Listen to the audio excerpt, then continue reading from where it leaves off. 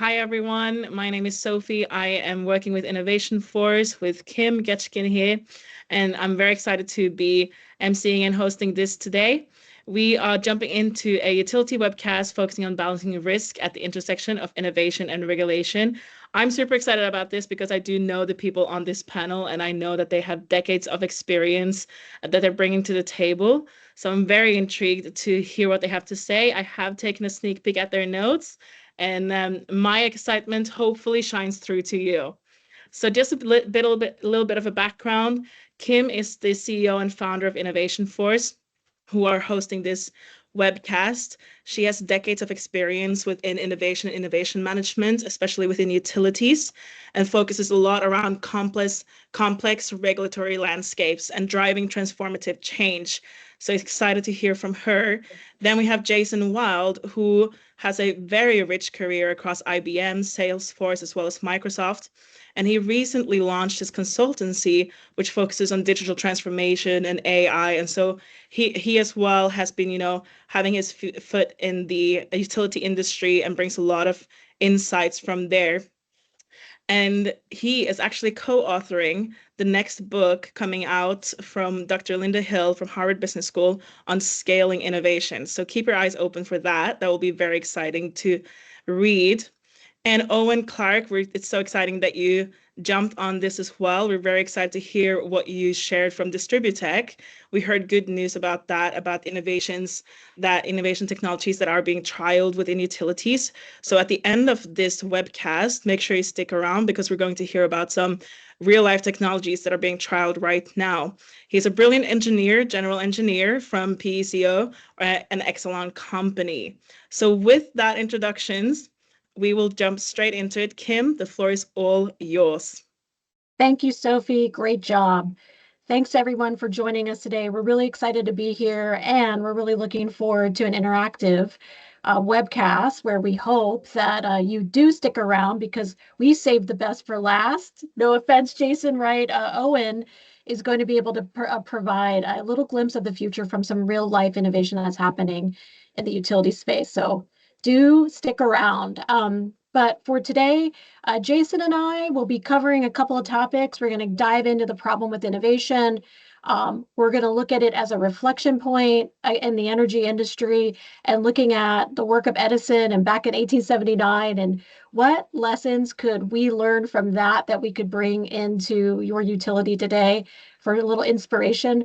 We'll be discussing some of the 5 best practices that Jason and I would like to share for those of you who are navigating this complicated regulatory and innovation environment.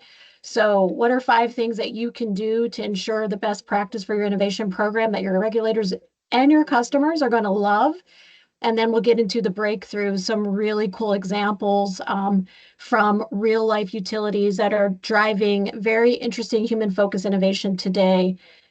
So with that, I'm going to jump right in here. Jason is going to be my co-pilot, but I like to start off with the reflection on why innovation is so hard today. Innovation is chaotic, it's complex. The reason why it usually boils down to 3 main barriers. The first is political, right? So as soon as a new idea comes into an organization, the political turf war usually gets started. Who's going to own it? Who's going to drive it? Who's going to pay for it?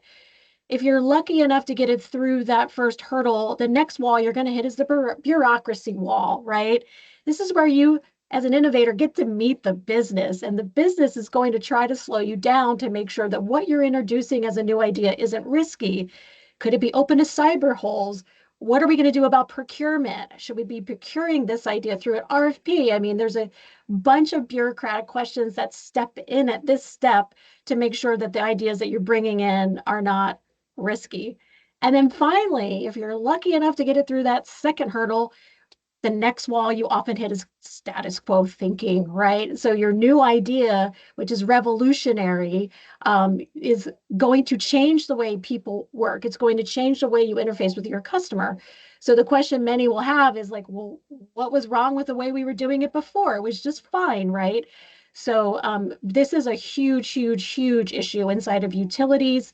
And it's really important to overcome status quo thinking, which Jason and I are going to jump into in the next couple slides. But just for you all to know, it's not just energy that's struggling. Only 6% of CEOs worldwide are satisfied with their innovation programs. So I would say this is a really great opportunity for us to be able to push up the threshold for being able to innovate. So now with all that background, Jason, I want to pull you in here. We're going to talk about 1879, the 10,001 tries before the light bulb, the story of Thomas Edison, as many of us are aware. Edison was grounded in innovation, right, and experimentation. And so there's a really good story here for us to reflect on around the big and bold ambition back in 1879. Jason, would you like to jump in here and give us some context around the Thomas Edison story?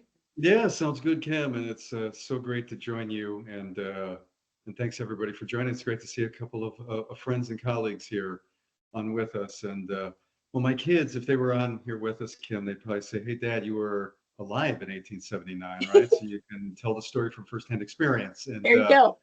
while I wasn't, I do deeply appreciate history, and I think there are three things that I'll say about this. Is number one, Thomas Edison, has received so many accolades and institutions and universities named after him, and on and on and on, that I think it created, a dangerous misconception that even Edison himself had to go out of his way to get people to understand, which was he never did anything alone. He had an incredible team support ecosystem. And while sometimes Steven Spielberg is the one accepting the Oscar on stage, it's a giant production and massive team and group of people who come together to deliver that result. So I think that's number one. Number two was the ambition, as Kim said, was significant. If you think about it, going back to those days, it was literally bringing light and democratizing light to almost every dark space in the world. It had almost like a godlike objective to it. And one of my favorite quotes recently about that moment in history was from Owen Clarke, who's a futurist and author. And she said, the invention of the light bulb was not the result of continuous improvement of the candle. And I love to share that quote, not just with the industry, but other industries, banks, retailers, because I think in this day and age, part of the problem with innovation, in my view, is that it's lost its level of ambition, that true innovation should be about changing the way that we work and live. And sometimes incremental, smaller things have been swept up in the definition of innovation. But if you think back to the original ambition, raising the ambition, it was a moonshot in 1879. And you've heard many, many times, the third and last thing they'll say, fail fast, experiment, experiment, experiment. And this is literally quantifying more than 10,000 attempts before the actual product and result was achieved. And when I give keynotes and speeches, I'll sometimes ask for a raise of hands in the room of, hey, let's see the number of people who want to be on a project that fails. It's like, ha, ha, ha, no one ever. But the reality is that's how we learn. And that's how we learn and we figure out what actually works. And it sounds very, very simple, but getting good at creative problem solving. And I think this is a great moment right now for the industry. It's taken, I guess, my math, 145 years. But I think this is the next big moment for the utility industry around multi-energy, sustainable energy. And here we are on June 13th, where I think 200 million people in the United States are going to be under extreme heat conditions. So we all know that's going to put a lot of stress on the infrastructure they already have that's kind of creaking. So I think this is an exciting moment to be in the utility industry, and no one is going to do it alone. Thomas Edison didn't do it alone. And I think it's going to take uncommon, different approaches for us to get to the results that we need. Absolutely. Thank you, Jason. So we're going to hit on a couple of those points as we go through the slide deck here. But for sure, it was all about ecosystems, and Edison was not alone. And that's a lot of what's relevant today. And so 5 of our tips that we're going to share with you as you think about your innovation program and getting your regulators involved. Number one, it's customer first, right? This is where utilities and regulators can absolutely can absolutely agree that it's about innovation is about driving customer-centric value. It's about human first and what can we deliver to our customers safe, affordably, reliably, and clean.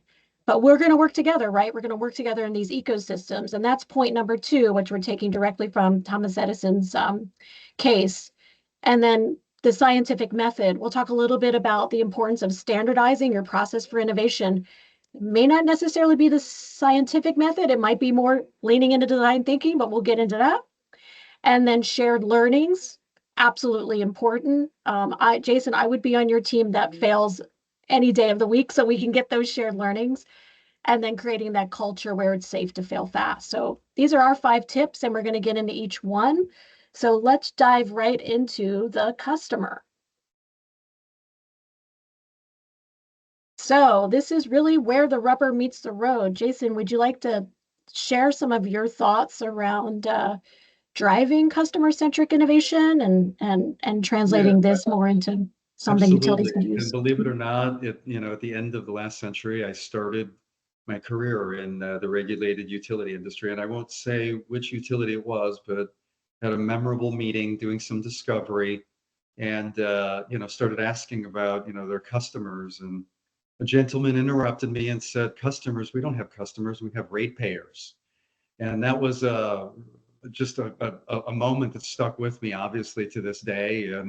And clearly the industry has moved on, and there's so many shining examples inside of regulated utilities of organizations and leaders not just talking about customer centricity, but going from whiteboard to reality around living and being committed to that in everything that they do. Me personally, I had the honor and pleasure of working for arguably one of the most customer-centric companies in the world for 8 years, and that was Salesforce. I think Salesforce in many ways was the inspiration, as I've heard Kim talk about it, for InnovationForce. And I think in terms of customer centricity, I'll say 2 things. Number one, regardless of what industry you're in, even the most B2B one, there's a customer at the end of whatever it is that you do.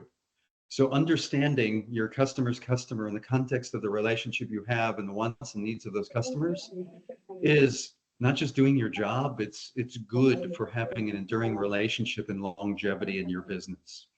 I think the second thing that I'll say is around customer centricity is the importance of just understanding these people as human beings and the power of human-centered design. And technology is these days in almost everything that we're doing and talking about.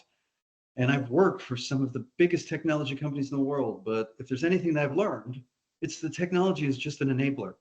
When we focus on what humans want and need, and we deliver that, you end up creating a great relationship. It sounds very, very simple, but many organizations, and it's not their fault, after decades and decades of existence, have kind of optimized themselves around efficiency and operations. And maybe that's okay, but you also have to be optimized for your customer as well, or you may not last for very long. And that's how I feel about it. So when you look at it, great organizations make lots of decisions. I think one of the decisions they make is to have great customer experiences. They recognize that you have to have highly engaged and empowered employees. One is a bit of the front office, engaging with customers. The other is sometimes considered the mid or back office. And that's why they've largely been silos. So to consistently deliver on great customer experiences, you have to engage and empower your employees and not look at those as 2 different universes. I couldn't agree more, and I'm excited to see all of the innovation from the utility space that is coming in on this area. I know Owen's got a couple really cool examples to share at the end of the presentation, but I'll also just mention the exciting opportunity at the grid edge, seeing a lot of really interesting opportunities at the grid edge, using data, using analytics, engaging customers in new ways, using that data, right, to offer better services. So this is an exciting point, and it's absolutely one where we're seeing a lot of experimentation and the need to innovate, and of course, experiment to get it right. So it's really important to be able to convey that, right, that step in experimenting, because it's not always going to work on the first try. And so to reduce risk, one thing that I see utilities doing really well is leveraging those ecosystems. And they leverage the ecosystem to reduce the risk by sharing learnings about what's working and what's not working. And so, Jason, here I put in a little picture of Menlo Park back in 1879, so we could talk a little bit about that. But of course, I always want to plug the ability these days to collaborate digitally. We don't, the labs are great, the labs are important, but if we're going to be able to scale these ideas, these big ideas globally and work with our entire industry, the time is now to also use digital platforms, I think, to be able to spread those great ideas. So on the InnovationForce side, we're absolutely committed to helping the industry share their ideas and collaborate virtually. In case you can't make it to that next conference and see your colleagues in person, know that you can always be innovating on your couch with InnovationForce. But Jason, I know you've got a lot of great Yeah, a ecosystem big part of the stories. book that I'm co-authoring with Linda Hill is going to be about ecosystems. And, we're learning from so many great leaders who have demonstrated time and time again an ability to create a culture of innovation in different contexts. And what a great color photo that can't be from 1879, but maybe of what it looked like from, in the museum today. Yeah. I'm sure all of who are here with us on this webinar, if you've worked for large companies, you've heard of, programs that usually come from corporate headquarters around one company, one Exelon or one IBM. And those are very good ambitions and aspirations. And I've always believed in that, but I kind of felt that it's just table stakes for a company to be aligned around its customer. They're really the great organizations that really demonstrate an ability to grow relationships, adapt and readapt to market conditions, do more than just being aligned around their customer as a company. They're aligned as an ecosystem around that customer, and literally and figuratively really look at the customer as the platform. Think about it here in 2024. We live in a world where 14-year-olds are inventing million-dollar businesses from their bedroom, right? We never know where the next great ideas are going to come from. And I think here's an opportunity where your industry is cool and hip. So create easy on-ramps and ways for these uncommon pools of talent of all walks of life to be able to participate in co-creating this future in the regulated utility industry. And I think this is an incredible platform to be able to do something like that. And think about it, what makes your industry truly unique compared to every other one is, as regulated utilities, you can share best practices. You don't have the Pepsi versus Coke.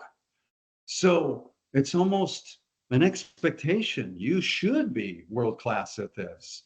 And we know that many of the organizations are, and this is a big reason why we at InnovationForce have stepped forward to create a platform to try to make this easy and to move this whole industry forward so that we can do the work that we all want to do.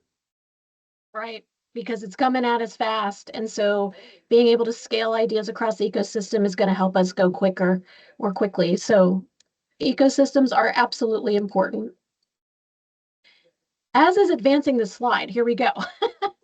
All right, so now our next tip is about standardizing the process.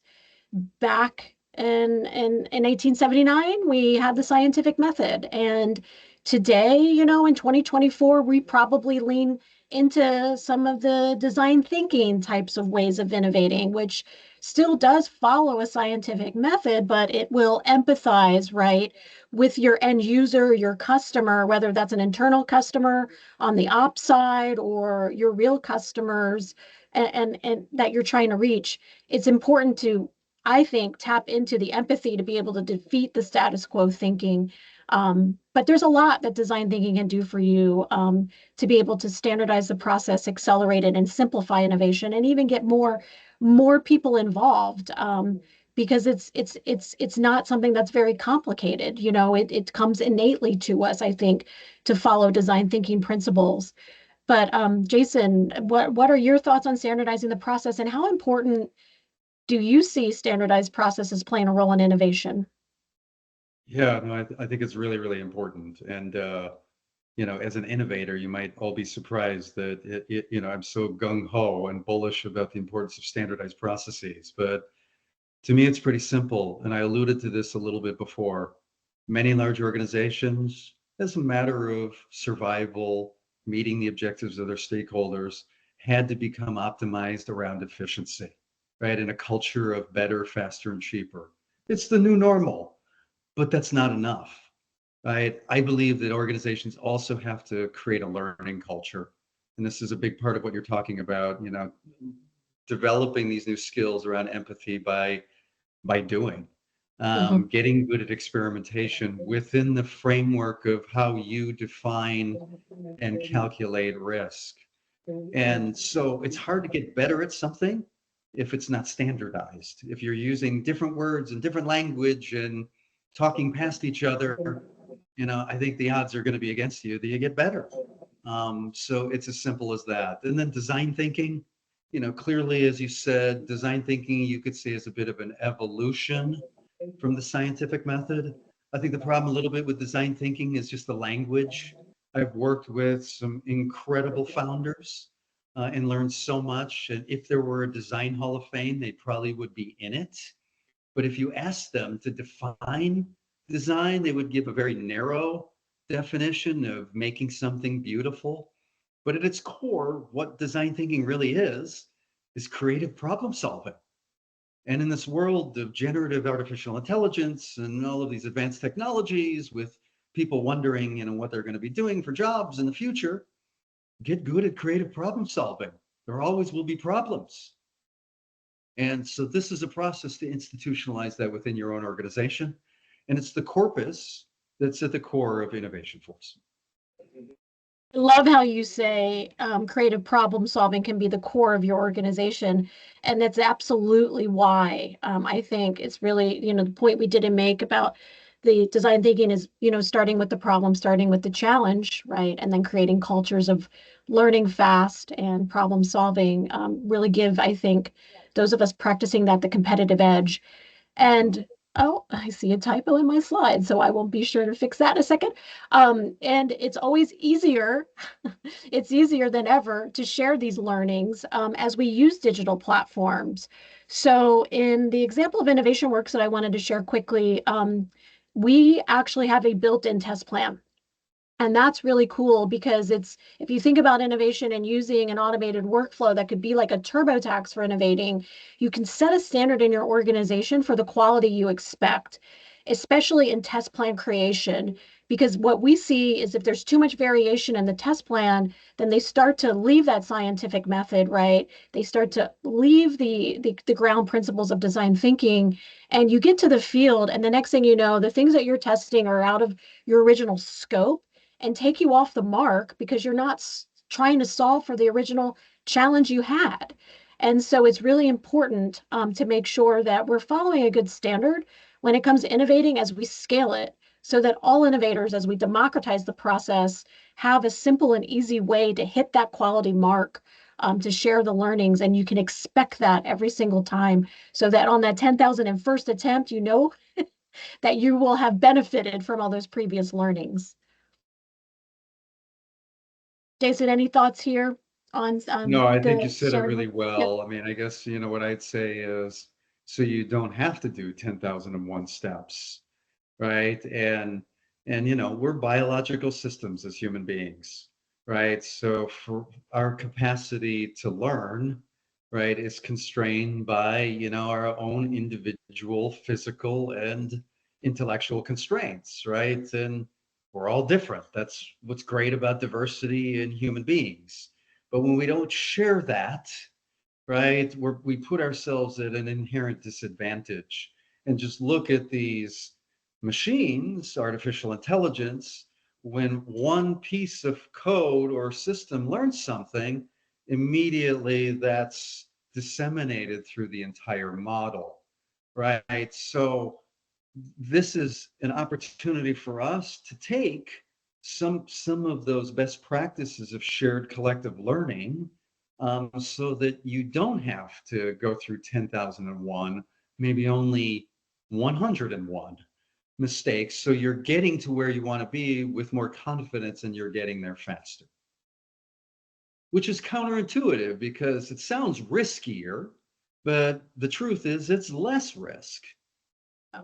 I couldn't agree more. And I think as we start to innovate at, with regulators looking at what are our innovation strategies, this documentation step and the way we share learnings across an ecosystem is going to become a compliance mandate. I don't see how we can continue to invest in the amount that we're investing, and then also expecting that money to be paid back by our customers. It's going to become more and more important to be, I think, transparent, and be able to share that standard, of all of the great experiments that you learn to get to and build on top of, what ultimately becomes the end product, the value that gets offered back. It doesn't always happen on the first attempt. And so it's really important to fail fast.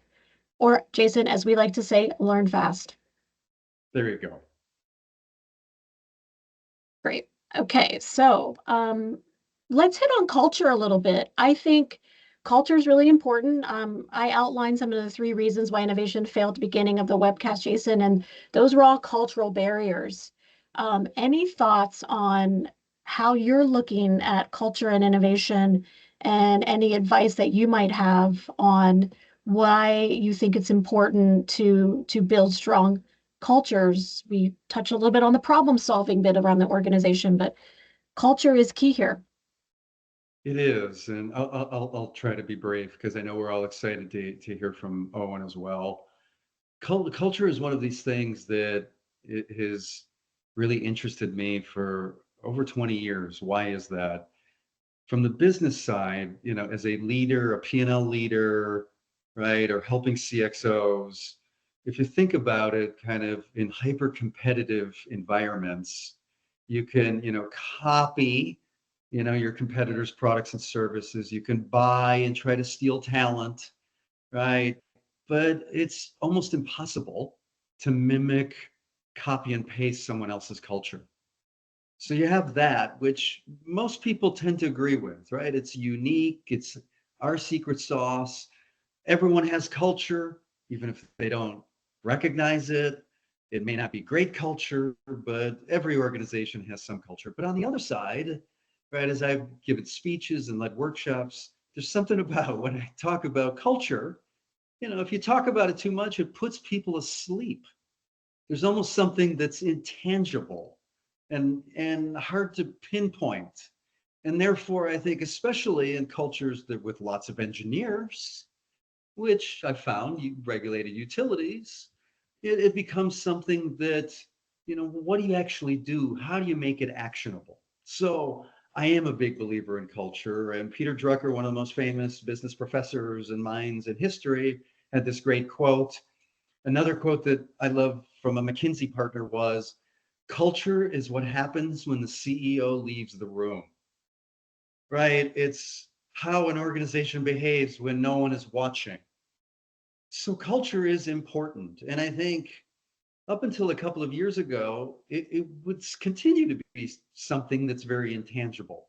And I think a big part of the reason personally why I got excited about joining InnovationForce is I'm a big believer that this platform, and I'm not trying to sell, but that this platform really becomes the cultural operating system of the organization and the broader ecosystem, the other partners, vendors that you want to bring into this.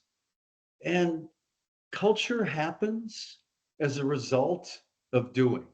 It's like, hey, you want to be a great brand? Well, be a great company first. As a result, you'll be a great brand. Similarly, model great behaviors, show customer centricity, right? Create the permission to be able to experiment, and create an operational sandbox and share those learnings with the leadership team. By modeling those behaviors, you're going to show a lot of people some good ways to create the culture that a lot of people want to be a part of. That's right. And so I think it's something that is going to be a big part of our book. So stay tuned. But ultimately, I think everyone is a leader and has an opportunity to really show what the culture should be, regardless of whether you have the permission or not. And I think InnovationForce is a great platform to create the culture that you want in your organization, specifically around Horizon 2 and Horizon 3 initiatives. Couldn't agree more. And that is absolutely right. You can't build culture in a vacuum. You create culture as you go through the innovation process. So this slide, Jason, and I know we're going to hop to Owen, but look, it's all coming into the utilities backyard. If there was one industry that I think is getting the intersection of so many different technology trends today, from mobility to cellular to AI, to workforce automation, AR, VR, you name it, it's coming into the utilities backyard. And so the bottom line is technology is accelerating faster than their organization's ability to adopt it. So how are we going to make sense, right, of all this technology that's getting thrown at the utility so that truly can play a strategic role in grid modernization or a decarbonization strategy? So I think this is actually where the rubber meets the road. It's going to be a great transition to Owen, but I know, Jason, that you have a very unique way of looking at the intersection of where we sit today with all this technology. Yeah, no, I think it's a really, really exciting moment. And I think when I think of the world of regulated utilities, the word is exhilarating. It's almost the feeling of when you're on a roller coaster ride of, wow, this is awesome. And while you're at the same time holding on for dear life, right? Because who knows where this is going. So what I think is very unique about this moment right now is, according to the World Economic Forum, not according to me and Kim, right? We're in the midst of the fourth industrial revolution. Previous industrial revolutions were driven primarily by one technology, right? First steam, then electricity, and then, computing power, which included smartphone and networks. What's unique about this industrial revolution right now is we have multiple technologies that could be in and of themselves, right, so disruptive as a primary technology that it could fuel its own industrial revolution. But we have several of them: blockchain, 5G, artificial intelligence, right, quantum, on and on and on. And they're feeding off of each other. And it makes predicting the future, I think, even more difficult. So when you hear anyone say, I think I know where the future is, I think that they're full of it personally. And it goes back to what I was talking to before, which is, and Kim underlined this multiple times, focusing on the customer. If you focus, products and services come and go. Technologies become a legacy the moment that they're implemented. It's relationships that endure. Focus on being great at designing and creating long-term relationships with your customers and your ecosystem. I think the second thing is, again, embrace from the board CEO down a culture of learning. Right? It sounds counterintuitive. Hey, if you pitch the CEO on being a great learning organization, he or she might be like, what? But if you really think about it and go back to some of the things that I said, it's not enough to be optimized around efficiency. We have to be optimized around learning. That's, in my opinion, what the best organizations are going to be in terms of being future proof, is building a capability that is learning fast, customer centric, and able to navigate and adapt to whatever this world throws at us, because who knows what's coming. That's right. And again, Exactly. it's about being creative problem solvers. Yeah, it's what's going to mitigate the risk, and it's going to also help, I think, build the transparency and trust, right? That we're all going to need so that the customer will trust us, so that our regulators will trust us. And at the end of the day, we're going to be able to have more access to capital to drive those really important projects that are technologies on the last slide. So, I guess as we end our section, Jason, I think we've been hitting a couple key themes. This is a very important moment in time due to the technology influx that's coming in. But I think it's also a very important moment in time because it's about you at the utility being in this unique position where it is finally more about the electrons. It's really going to be about how you empower people. As Jason said, the workforce and customers. This is really the time for human-focused design thinking and innovation. Any thoughts to conclude on here, Jason, before we turn it I over to think I Owen? said enough. You're more than generous, Kim. And ROI on electrons is important, but I think the more we empower people, the better we'll get that ROI. Yeah, this is our Steve Jobs moment in the electricity industry. So everyone innovates. And so with that, Owen, we're going to invite you in to the call, and I have your slides here. So if you would like to just tell me when you'd like me to advance them, I'd be more than happy to do that for you. Great. Thanks, Kim. So yeah, I'm Owen Clarke. I'm a general engineer with PECO. I am on our R&D and innovations team, and I've got a kind of a focus on our microgrid solutions. So I'm bringing you through our visit to the Orlando Utility Commission's Gardenia Center, which was during Distributech back in February. So just kind of to go over the three main sections that we kind of went through, they were able to show us their living wall and rain garden as well as their community solar programs. Then we were able to see their grid integration laboratory and some of the more technology involved in their own, microgrid and smart grid capabilities. And finally, they brought us through some of their offsite R&D, just things that they're working on in the community and through their building at large. You can go on to the next slide. So starting off with the living wall and rain garden, this was something that I at first didn't really think much of, but as they kind of brought in an explanation about it, they went in about, back in the 70s when this building was created, they thought it was an innovation to have a drive-through window where people could come to pay their bills.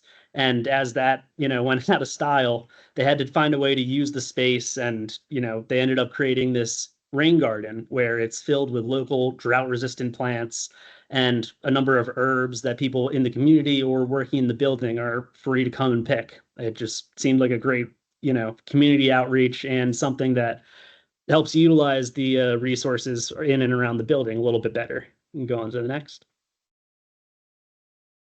The rain garden worked in the same way. They takes, precipitation from that lands on the roof or just in the general area, cycles it all through, collects it in a cistern, and just is able to, bring about something new kind of to this area where it provides a space for people in the community to come through, or just a place for their employees to come and hang out. And go on to the next. So looking at their actual integration of some of the technology, they were able to implement floating solar arrays at this location, which Florida is, sunshine state, much as it is cloudy and rainy whenever I seem to visit. But it is, their main source of clean energy is going to be solar. They can't set up wind turbines or, many floating hydroelectric arrays, stuff that, would be damaged in hurricanes or some of the weather conditions that they have down there. So they found that, thousands of retention ponds or small lakes could be very easily set up with these floating solar arrays that have very small impact on the environment around them. They were also able to test, different battery states and storage tanks for just, other types of energy storage and further technologies that you aren't usually going to see at a one of these kind of smaller facilities. But they're able to, build it on their own small network, and then from there, after testing it on their isolated network, bring it to their communities at large. And go on to the next. So here you see a little bit clearer the floating solar array, which for Florida is their main, next step. It is rolling out these floating solar arrays, at least for I believe it's Drake Energy, which is around the Orlando area. So they first piloted it back in 2017, and it has since expanded, all over. If you go to the Orlando International Airport, you will see a giant floating O of solar panels, and that was part of their initiative. Many of these solar panels are even able to not just take the sun directly, but as it's reflected off the water or any surfaces kind of below them, it'll generate electricity from the reflected light as well. So it's able to, generate much more electricity than just a single directional solar panel. This is able to take in the bidirectional light. And just to go into some of their other areas and initiatives, one of the things that I thought was coolest was these solar sculptures. They partnered with local artists to set up sculptures in and around communities where they're able to generate, power themselves and also hook up, certain charging stations and just facilitate the use of EVs for communities nearby. It's been a big push for, everyone in the energy industry to reach net zero carbon emission goals, and just being able to run out small test beds to, whether it's converting buses to EVs or these, smart sculptures, it's a great test bed for just many different innovative cases. So I believe that kind of covers so thank you, Kim. Oh, and that was great. And what was so cool about this was not only all these amazing ideas that were very human-centric and really shows how utilities are thinking out of the box for their communities, for their customers, but the fact that you were highlighting a utility that impressed you, right? So it's, I think, a true test that we can all learn from each other and drive these ecosystems of learning. Great. Well, thank you so much, Owen, for joining us. And I think we're almost at time, so I'll hand it back to Sophie and see if there's any questions, or Sophie, if you'd like to wrap it up. Amazing. Yes, thank you so much, Kim, Owen, Jason. That was amazing. Loved it. My European impression of Florida is definitely seeing alligators taking a little rest on those solar panels, but it's really cool to hear this technology. So thank you for that. It was so inspiring. I think also another thing that I really took away from this was, Jason, when you were saying that if we don't share our learnings and diversities, we put ourselves at disadvantage. And I found that to be so true. And it's so cool, again, to see Owen sharing something from another utility that he found very interesting, because we don't want to be at disadvantage, do we? We do not. So thank you for this so much. And another part of the whole ecosystem and learning from each other, for me, one of the passions that I hold is to be building ecosystems. So if you're interested in that, please connect with me. I do love building these climate tech ecosystems, so we can make sure that we don't do the 10,001 attempts, but the 101 attempts, Jason. Amazing. Appreciate that. Another thing is, we have recorded this session, so we will be putting it online. If you're interested in that link, maybe you want to send it to some of your colleagues or friends, please just send us an email or connect with us. You can go onto our website as well and sign up to our newsletter so that you can see future webcasts and other speaking engagements by these people, as well as many other industry experts that we're connected with. Thank you so much for joining us today. I really appreciate it. One final thank you to all of our panelists. Appreciate it, and have a lovely day.